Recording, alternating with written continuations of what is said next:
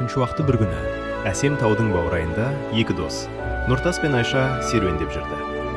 Бәрі ерекше тыныштық сыйлап тұрғандай еді. Бірақ сол тыныштықты Нұртастың бейқам әрекеті бұзды.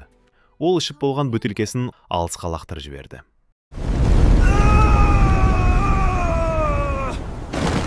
Сол сәтте кенет жер дір етті. Аспанды қара бұлт торлап, таудың тереңінен ауыр күрсіну естілді.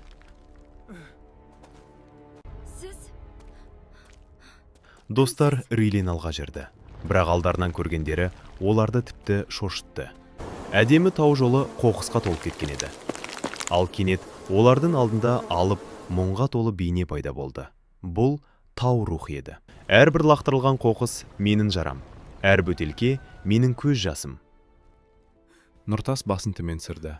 Оның жүрегін өкініш кернеді. Мен түсінбедім, кешіріңіз, деді ол сыбырлап. Айша да алға шығып, біз бәрін түзетеміз, уәде береміз, деді. Сосын аспан қайта ашылып, таза су қайтадан сыңғырлап аға бастады. Сол күннен бастап екі дос тек тазалап қана қоймай, болашақты ойлады.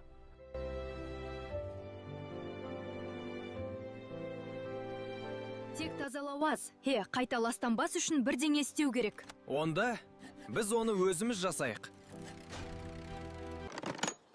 Олар күннің қуатымен жұмыс істейтін, қоқысты өздігінен жинап жоятын ерекше жәшік жасады.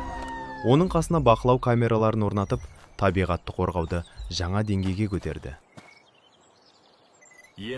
Кешкі күн сәулесінде олар таудан түсіп бара жатты. Арттарында таза табиғат пен жарқыраған үміт қалды. Ал алыста бұлттардың арасынан тау рухының бейнесі бір сәтке көрініп, жылы жымиғандай болды.